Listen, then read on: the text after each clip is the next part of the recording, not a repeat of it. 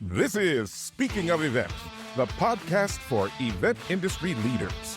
We bring together innovators, strategic rock stars, and visionary creatives to talk all about events, industry trends, and anything in between. And speaking of events, here is your host, Kerri Garbis. Well, my friends, you are in for a treat today because today's guest has it all. She does her homework. She's fun and energetic. Let me just tell you, I got a full leg, like a full batma. And if you don't know what that is, it's a big old kick. I got full leg right before we started, by the way. She is fun, energetic, a wealth of knowledge, also dancer, choreographer, and experience. Also, she can drop an F-bomb like nobody's business. It is my pleasure to welcome the self-proclaimed, but I have no doubt that it's true, Swiss Army knife of conferences. It is Karen Snowden-Yee, Director of Global Conferences. Welcome, Karen. Thank you so much. What a lovely introduction. I think we're done. I think that's it. And yeah, that was really nice speaking to you. Have a good day. Thank you. Thanks, Kerri. Good job. No, I really appreciate it. That's a lovely introduction. Thank you. You deserve it. I'm thrilled to be here. Excellent. Well, welcome to Speaking of Events. This is my treat. We're a little bit cut from the same cloth, which is exciting for me, having the showbiz theater background. Yes. I would never put myself in the category of dancer. I'm a singer actor who moves well. Copy that. I'll remember that. I'll keep that in mind. Okay. So, yes, we were doing a little choreo. Yes, exactly. We were doing, truth be told, I was pot bereting before we started, a little bit of choreo, just FYI. You did. And you had nice arms, by the way. Thank you. Arms matter. Yes. Hey, I'm taking my first tap class in a long time this weekend, by the way. Are you really? I am. They have the dance studio where my daughter goes is offering adult tap dance, which I heard is actually for adults and not, it doesn't mean like topless or any, like it is. I mean, I did confirm that, I think. Sometimes you need to. Sometimes you need to. I used to live in Vegas. So, right, exactly. So word of advice, even though you didn't ask for it. Yes. Use your plie. Use my plie. My daughter gets so tired of hearing me say that. She laughs so hard every time I say it, but it's absolutely true. Especially in tap, you got to sit in the plie or you won't make it. Yes. Yeah, I'm done. Oh, no, that is fantastic. And I know we have at least one tap dancer audience member, and he will appreciate that. He also used to, never mind. We'll talk about it later. Yeah, okay. Yeah. Speaking of events. Back to speaking of, right. Oh, I go off the rails here. Okay.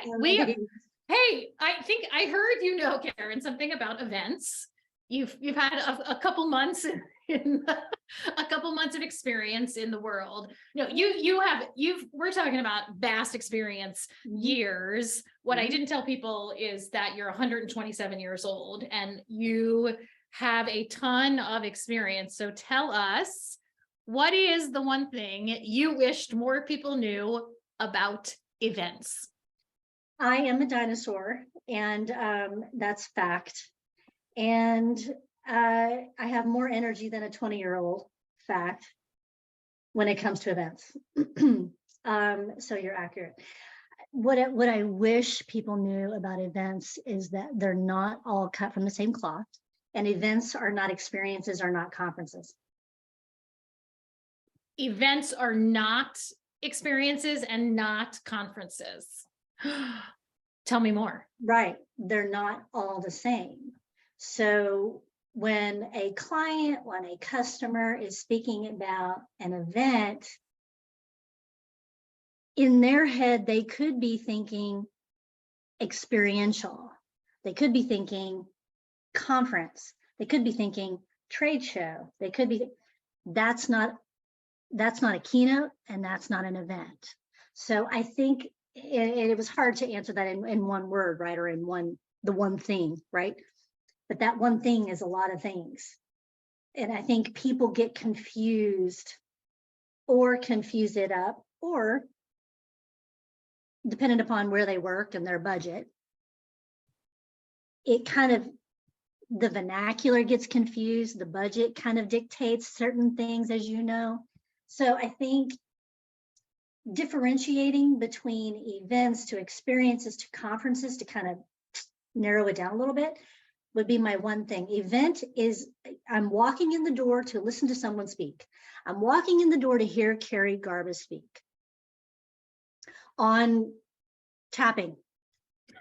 It's gonna be very short. It's gonna be a brief keynote, just saying. So an event is something I'm going to listen to a product, to listen to a launch, to listen to a CEO, a celebrity endorse something, right? It's a specific event. Experience or experiential should be creative, it should be immersive, it should be all the things. It should be something that you're walking in the door to understand, how do I use my mobile device to connect to the agenda, to dive into a breakout room with my colleagues and my customers, et cetera. It's how do I get into the gaming section where I sit with gamers, and it's all that, right? Which is different from a conference, which is everything. It's a week long. It spans an entire 2 blocks of a city. It's, as you all know, it's, yes. You know, as people have done many times, it's a trade show. It's the show floor. It's keynotes. It's breakouts. It's the customer meetings. It's the breakfasts. You understand where I'm going?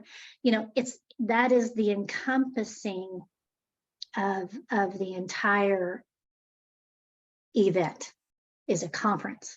So I think if I had to nutshell it, that's how I would explain it. Listen, I'm not the authority. I definitely didn't write the book on it. But as I've had 25 years, 30 years of experiences all over the world, from China to Spain to Germany to Florida to New York, you know, and Vegas, certainly, you find that people have different views and approaches and strategies to events. So, and gosh, especially now, considering we're coming out of pandemic and it shifted the entire environment of how we look and touch and feel events and how we talk about them. Now we're hybrid, now we're virtual, now we're in person. Now, so you have all of these things that need to come together, and we need to kind of land that plane, if you will. We need to land on a good vernacular and call it what it is. I agree. There's lots of different, especially when we talk about hybrid, that means a lot of different things to a lot of different people. So my question for you is, can you have a hybrid event or experience or conference? Is that possible? Yes, 100%. Check, check, check, all 3. 100%. I have produced them all virtually, 100%. Not easy, especially the experiential. I tackled that at Oracle because we were in the pandemic and we had to. You either reinvent and recreate and figure it out and get scrappy, or you don't, or you die on the vine, right? So that's our jobs. How do we figure this out? How do we shift and pivot quickly? Pivot is such an overused word, but here we are with the dance again, with the dance word. Absolutely critical and appropriate to say. We had to pivot quick and figure it out, and we did, and it was hard and it was painful, but we did it, you know. Experiences hybrid, absolutely. Mobile devices, going back to the mobile device idea, that's exactly where all that started getting bigger and bigger and bigger. Events, 100%, you can do them hybrid. Conferences, yes, we definitely did them hybrid virtually at Gartner as well. So yes, 100%. Do you have a specific pivot you're really proud of? Oh my. Yes, actually at Gartner. These two gentlemen who are just lovely and extremely intelligent in their field, data and analytics, very impressive, had so much they wanted to share to the field. And quite suddenly, they were told that they were pivoting from in-person to virtual, and they were very upset. They were devastated. And enter Karen, executive producer, who they don't even know. You know, they don't know that I've executive produced all over the world. They don't know that I've dealt with celebrities and CEOs. They have no idea who I am. They just know they're upset, and they just know they wanted to do this, and now they have to do this. So it took a lot of hand holding and a lot of, you're going to be okay. I promise. I got you. And a lot of differences of timeline from what they had expected to what was really happening. Some really rough moments. End of the story. Fast forward. Most successful data and analytics conference virtually ever. Wow. Congratulations. Thank you. KPIs off the chart. Customers freaking out off the chart. I mean, they were like, we're so happy. You know, we did it completely virtually. Hired the crew virtually. I watched virtually over Zoom and gave them direction over Zoom. It can happen. And it was lovely. And it was a beautiful partnership between the agency, between us, between, you know, the talent, if you will, and the crew on the ground. I mean, it was amazing. It was amazing. So to hear that the customers responded, to hear that they were so pumped and like, yeah, you know, it was a win-win. Yeah. Wow. Fabulous. Mm-hmm. Yeah. All right, Karen, I'm going to pivot. I'm pivoting. If you didn't see it, I just pivoted. You know what? But I feel like a little bit of your hairography was appropriate as well. Thank you. Thank you. I felt you. I felt you when you flipped a little bit. Yeah. For those not watching that yes, I'm giving her good hair. It's good. It's good. You are giving me. I feel like you need a Beyonce fan though. I call it the Beyonce. Oh, fan. I do. Yes. You need a fan that's like giving you life from underneath. Yeah. So can somebody get on that and send me one of those? But it can't have a lot of noise because we can't have it picked up by the mic. So, you know, help us out. Right. Where's my fan? Can I get my fan, please? Thank you. Thank you. Thank you. Thanks. All right, we're moving on to my favorite topic. It's time. I want to talk about. Uh-oh, here it comes. I could feel it. I could feel it coming. Right. I want to talk about, I really want to say something other than actually what's going to come, like just to see your reaction, but I'm going to keep it clean and say, I want to talk about speakers. So ideally, because you've worked across the board, like ultra crazy famous people to your engineering heads down kind of folks. So ideally, how would you prep, or how do you prep speakers? What's your ideal situation? Ideally, it's baked rehearsal. It's rehearsal is baked into the process. Ideally, a month out, table reads, read-throughs, whatever you want to call them, rehearsal online, all the way up to 2 weeks to the event, the keynote, in person, and then clearly on the ground, boots on the ground. If you're in person, you are face to face with your speaker, and you're both finally connecting on all cylinders. You've had a month to 2 weeks, if not, you know, more, to really flesh out the content, to really step through the cadence and the timing and the inflection points And oh, I need you to get emotional here. I need you to bring it up a notch here, whatever it is, to really be 100% on stage by the time they hit center stage. Yep. That's ideal, and it rarely happens. And scene. I mean, let's be real. Not all budgets can afford the rehearsal time. Of course. Not all executives think they need it.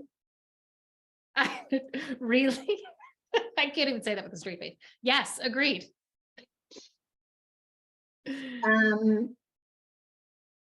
Our challenge as producers is to, number one, get it baked into the budget ahead of time. Effectively teach executives in corporate why it's needed and how it's needed and how to do this. Yeah. Instead of just shouting it at them, you need rehearsal, you need rehearsal. It's our job to teach them how that makes sense for them at the end of the day. Just like your child, you don't just spit information at them, expecting them to understand it. And don't say, you just need to go do your homework. Here's why. Here's why. Right.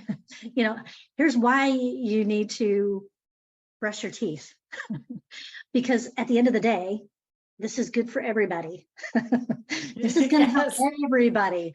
You know, understand it's education, and it's getting them to understand why. It's not just, this is what I think and this is why, because I've been in here for 30 years saying it. You know, it's absolutely important and critical to the process of the success of the entire event to be 100%. Because if this person is not rehearsing, there's going to be that gap, and then the rest of the team, the crew, backstage, audio, lights, video, everybody's trying to scramble to make up for that.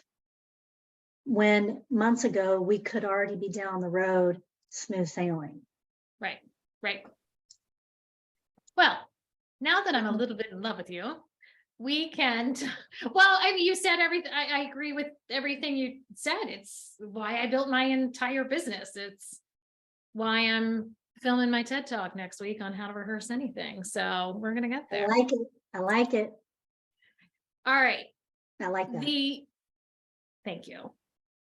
And now, Karen Snowden, it is your opportunity to share with us and understand, audience, and I'm very excited because I've already got a little, we have prep calls, so I'm already a little like, oh, I can't wait this much. Did you get a little sneak peek?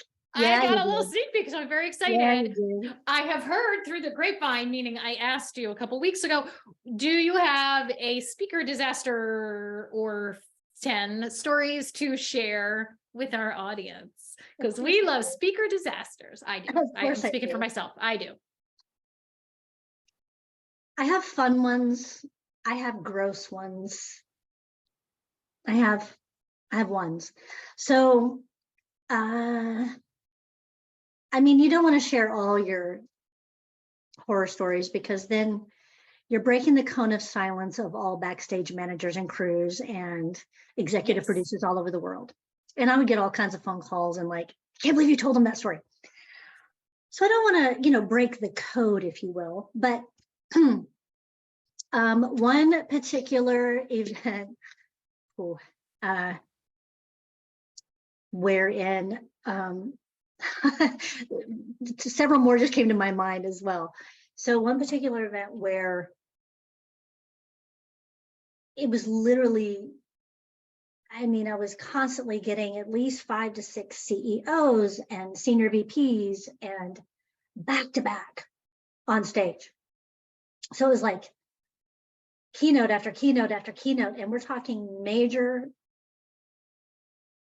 global brands. We're not talking, these are recognizable folks. And it was early, of course, because as you know, keynotes and events and conferences start very Early in the morning. Yep, absolutely. You know, your crew has an early call, and we've all been there, and we've all had coffee, and we're all trying to stay awake. And we've gone through, I think, 2 keynotes at this point, and I'm getting another keynote on stage. And I'm just gonna, I definitely don't want to use names. This gentleman arrives for his keynote, and let's just say he literally looked like he just got out of bed. He literally looked like he rolled up and just walked into the room and just stood there and stared at me. And I'm like, you know, you have to be respectful. It's so, you know, fragile, right? You could really step on some toes. There's sensitivities there, and you have to be kind and respectful. Was he dressed, or were there pants involved? There, you know, there were pants on. Okay. Barely. I mean, that's he barely positive. made it. He barely made it. There's a check mark. Yeah. Good job. I'm thinking, God, how's he gonna get through this keynote? Like, he better have some badass notes. So you know, thank God for the DSM, the downstage monitor. Anyway, yeah. So you know, I have a kit with me always. Comb, toothbrush, mints, name it. I will make it happen for you. And I said, sir, please forgive me, but I'm going to have to fix you up to get on stage. He had like food in his teeth. He had stuff in his nose. Yeah, it was really, really gross. He was gross. And this is what freaks me out, is like, these are the people that are like leading our top company. Anyway, I digress. So that was one, and I had to check his nose, and I had to check his teeth again. And it was like, it was so gross, and he stunk, and like, yeah, it was all the things on all levels. Just everywhere. Trigger warning for the audience. This actually isn't the gross story, by the way. This is not the gross story that you alluded to before, by the way. Oh, the one. Yeah. Are you talking about the guy with the diarrhea? Yeah. He had just.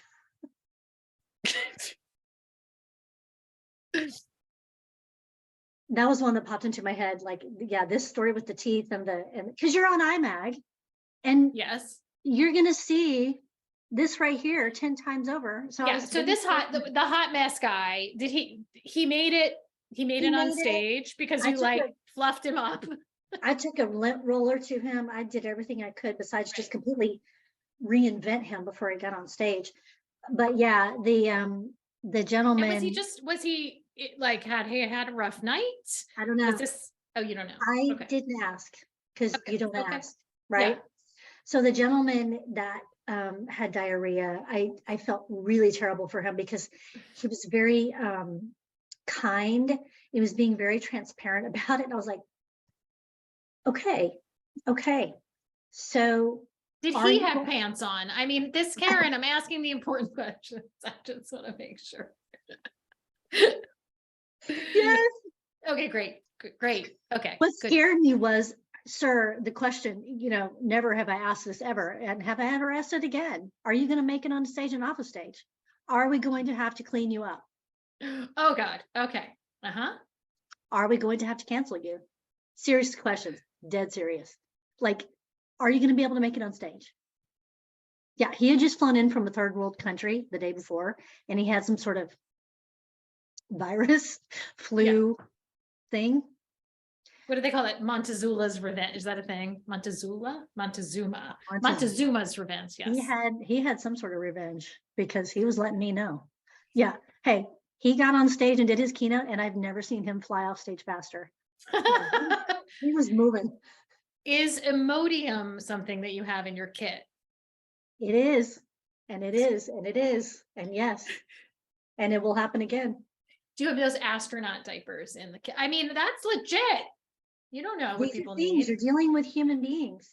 You're dealing with human beings and things. So those are 2 gross speaker stories. Fun speaker story was a very large, well-known celebrity. I'll just say James Cameron. He was speaking. I had heard horror stories about him. I had heard how, you know, demanding and awful he can be. And I was like, well, of course he's demanding. He please look at him. Look what he does, nothing but kind and amazing to me, nothing but funny and light. And we had a great time together. I was doing his makeup. He was laughing at me. We had a great time together. So I'm getting him to stage. Of course, it's very dark backstage. And, he's quite a tall man, and I am quite not tall. So we're backstage. He's about to go on, and he steps on my foot. I mean, like hard, like he stepped on my foot. And I was like, and he was like, oh my God, I just broke your foot. And we were laughing so hard. I had tears. Yeah, it was a beautiful moment between us. James Cameron stepped on my foot. Yeah. Did anything broken? Are we good? Is it all clear? No, right? I should have milked it and gotten it. I'm just kidding. No, that was fine. I'm like, I'm fine. Just get on stage. I'm fine. Yeah. Was any of that intimidating? I mean, what out of the, the hot mess guy, the pooper, and James Cameron, any of it? No, you just roll with it. That's who you are, right? That's who we are in this business, I think. You don't treat them like anyone lofty or different than anyone else. They're people. Yeah. You don't disrespect them, but I think that's why I can do what I do with, I mean, I've worked with Bruno Mars, I've worked with, you know what I mean? And we were chatting out. You just roll with it and you treat them as human beings. Yeah. We all are. All of us are human. One more speaker story. One woman who had not been on stage before, she was super, super, super, super nervous. As you know, it happens to a lot of people. It happens, absolutely. She rehearses. She's shaking. I mean, you can see, that. You can see. I know. I'm like, oh, come on. I'm like, what do I need to do to get you? How can I help you, right? And she turns to me and whispers, I need a shot of vodka. It's like, okay, made it happen. Shot of vodka, she's on stage. Was it in the kit? It's in the kit now. The Right. kit is growing. The kit is growing.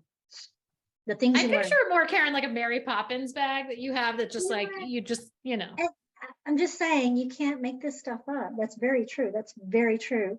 Not So that you get her a shot of vodka. She doesn't, she's better. It helps. It did. Whatever works. It did. And nobody knew that. Nobody knew.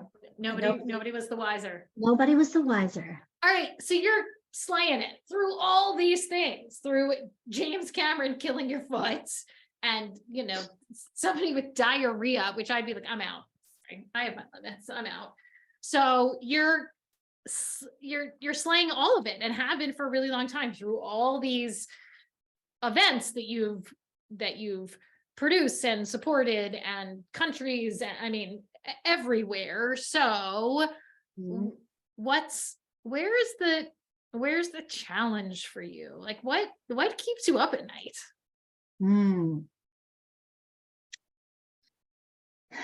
There's a long-term challenge and there's a short-term challenge. So there's a long-term something that keeps me up at night, which is people being in positions that they're not really trained for or versed for.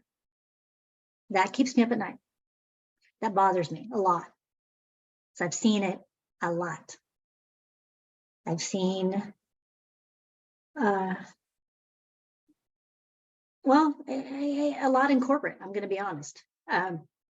Folks being placed into position because they were next in line and because that was their next step. That was the right. They were on that trajectory. So great. Let's just keep them going on that train. I've seen folks just promoted to that just because they had been there for 10 years. I've seen folks just hired in just because they seem like a fit. It really does bother me. I've seen it a lot. And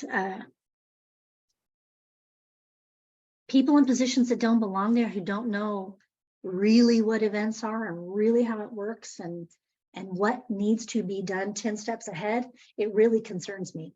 That keeps me up at night for sure. Short term, what keeps me up at night is the current environment, is the current volatility of the culture and the corporate culture right now, and the layoffs. It really, really bothers me right now that we have knee-jerk reacted so severely to the economy that we have just laid off all these people. This is worse than the pandemic. I've never seen it this bad since like 2008, 2009. Yeah. When the economy dropped out and everybody lost their jobs in 08, 09. Not to sound old and dinosaur-y, but hey, it is what it is. We did discuss that you were 125. I'm just saying, been around a hot minute, I've seen, and I've experienced it all. So to make it through the pandemic, and here we are coming out of it, redefining events, how we talk about it, how we touch it, how we feel it, how we present it, how we talk about it to customers and clients, and it will never go back to the same, which is not a bad thing. To suddenly, here we are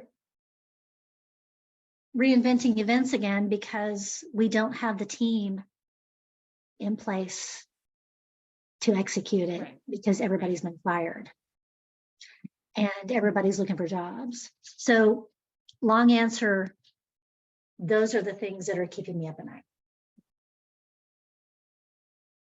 Thank you for that. I know it gets deep. I gotta breathe through that. Yeah. It was good. Deep, Kerri. It gets deep, and then we'll come back out of it somehow. It's the pendulum swing. It drives me nuts. I know. Yes, absolutely. Can we just find some balance? Can we just, that the pendulum will swing again, all the way to the right, all the way to the left, and then finally hit center again. Yeah. That's something it has to, right? So you're swinging, you're out there swinging these days. What's your and I mean professionally, what is your that's a very different podcast. What is your ideal, what do you want to swing into next? What would be your ideal next thing? Love that question.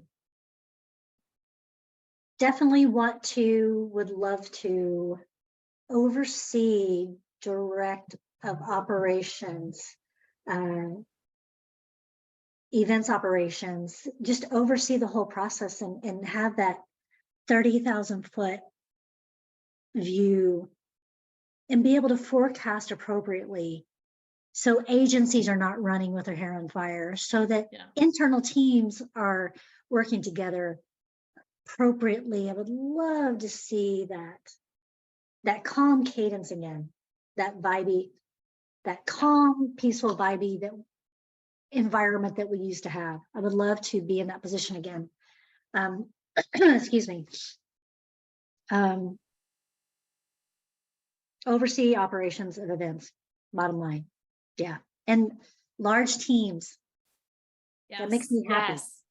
That makes me happy. That's why I hope that we get to work together and cross paths. I do too. Paths in that. I do too. Someday soon.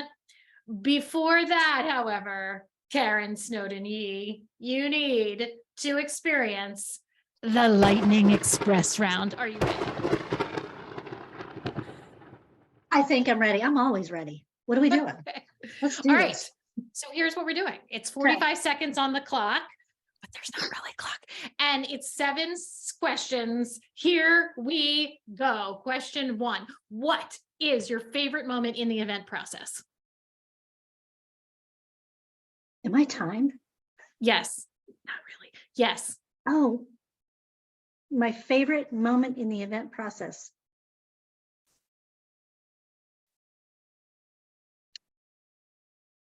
When we finally take it to stage.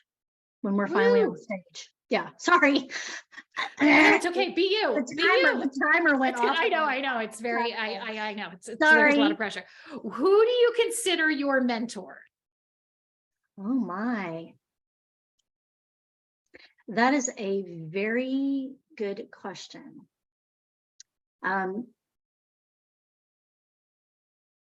I have many. Event wise, look, did you see my face? Like, start Yes, smiling. I know. I love it. Yeah, event wise, Troy Askew, who is the owner of Digital Blue Global. You're welcome. Dear friend of 30 years. We've been in the industry together for a very long time. Troy and I have seen it, done it all. We actually produced Rod Stewart back in the day together. Anyway, yeah, I could tell you stories all day. We could be here all day, Kerri. I know. I love it. Troy Askew, show wise and event wise, look him up, Digital Blue. Noted. Putting it in the show notes. Digital Blue. Great agency, amazing agency. And corporately, Rupal Shah was formerly at Intel, formerly at Oracle. Incredible human being, very kind, guidance, lead, will tell me what I need to hear, even if I don't want to hear it. Same as Troy for events and as a dear friend. But Rupal had my back when no one else did. Amazing. She's an amazing person. Yeah, she's at Checkpoint Technologies now. It's a software company. Yeah, awesome. She's an awesome lady. All right, very different question. Who is your celebrity doppelganger? Who do I say it is, or who do people tell me all the time? Yes, both. Yes, and so I am told frequently it's Julia Louis-Dreyfus. Oh, really? That is not who I thought. Okay.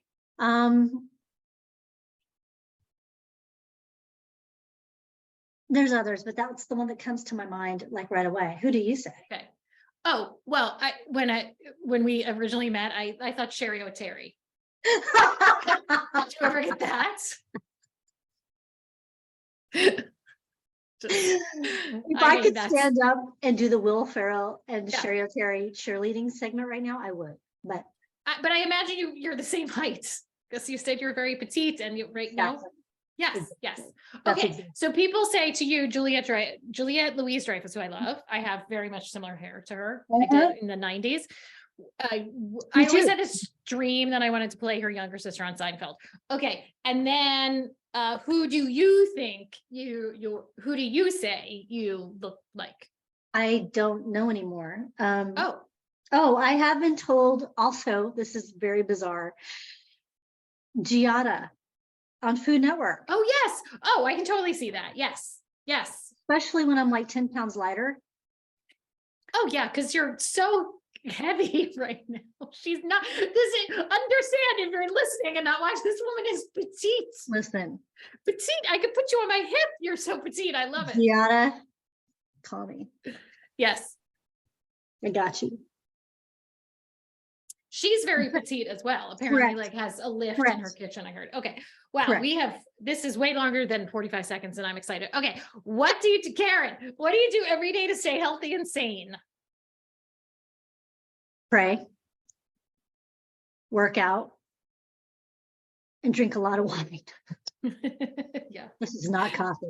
Right. It's not coffee in that big mug. That is amazing. When you're not on, and you know what I mean. Yes. What are you doing? Preparing for the next day. Oh, is that right? Mm-hmm. I thought you'd say drinking wine, but okay. We'll move that on. Too. That's part of it. Always hustling. Yeah. Yes. Always hustling. When you lose your hustle, you're done. Yeah. Mm-hmm. Speaking of hustling, what's your favorite place to produce an event? Do you have a favorite event place? I do. I absolutely do. I mean, obviously Vegas is my heartbeat and when it comes to producing events. I mean, how many have I done there and how easy was it, right? It became it became normal. You know the ballrooms, you know the dimensions, you know the people, blah, blah, blah. But Barcelona. in Spain. Yeah. Barcelona, the people are incredible. They are so easy to work with. They're so sweet and giving. And what do you need? And how can we help you? And, we come over Americans with our, Yes. and then you just take a step back and realize they aren't that. So we don't need to be all that. Right. Nice. So cool. So much fun. Where are you going? Barcelona. Oh, that's from If a anyone's musical. watching this, if anyone's watching and they would like to send me to Barcelona, please do so. Oh, I'll go. And if there's a companion ticket, count me in. Again, if you go, put me in your pocket, reverse. Because you'd fit. Just saying. All right, final question. Best way to take care of an event professional. Best way to take care of an event professional. Best way to take care of an event. What type of event professional are we referring You, to? Karen, what's the best way to take care of you? Oh. Can we talk about that here? Yes, we can. Also, you're almost done and you haven't cursed at all. And I'm like, really disappointed. You should be really proud of me because I was trying not to. You should ask my boyfriend. I'm going to. Ask him. How do you DM him? And okay. How do you take care of her? Because she ain't easy. The best way to take care of an event professional or the best way to take care of Karen? That's different. The best way to take care of Karen. Listen. Be patient. And not hold on too tightly. Oh, I like it. Listen, be patient. Don't hold on too tightly. Wow. Karen, you have made it through the not so lightning express and didn't use the F word. I am very disappointed at the apologies to everybody for this. I am so very sorry. disappointing I did episode. not blow the F-bomb for you today. Wow, I'm very impressed. Very, very impressed. So thank you, Karen Snowden. Where can, if they want to connect with you, and I think they should for all sorts of reasons, where can people connect with you? Where can they find you? Always on LinkedIn. Always on LinkedIn. And we'll post that in the show notes for you. Yep. Yes, thank you. Absolutely. And you can send me a little DM there on LinkedIn if you would like to converse further, if you would like to talk about events. I don't want to give my email out here. But yes, they are. Find you on the LinkedIn. It's a great place to connect. And on Twitter. Yes. Oh, and on Twitter. Okay. I am at 7 foot inside on Twitter. Love it. That's 7 foot inside on Twitter. We'll post that in the show notes. So yes, you are 7 feet inside and outside in your personality. And this has been 7 feet of fun and a wealth of knowledge, as I stated at the beginning, for me. So thank you. Karen Snowden Yee. Thank you for being a guest on Share. You're awesome. I love this time. I love our time together. Thank you very much. Oh, you are so welcome. It was our pleasure to have my pleasure. There's no R here to have you as a guest on Speaking of Events. Thank you, Karen Snowden Yee. Thank you to our audience. Remember, if you like events, if you love events, even if you loathe events, tell someone about this podcast. Give us 5 stars. Karen Snowden Yee, not cursing, is worth 5 stars, and I'll have her come back and curse if that's gonna take you. If that's gonna give you more. Yes. Do it. Thank you. I'm 7 feet tall right now on the inside. I am. You gonna be 7 feet tall in your tap class, sister. Woo! Oh, that's right. Yes, I've got tap this weekend. Thank you for such a wonderful time and show, and thank you to everybody. And remember that whatever you speak about, keep speaking of events. Speaking of Events is sponsored by Ovation, the gold standard for professional presence and speaker development training, helping everyone get prepared, get confident, and get ovation.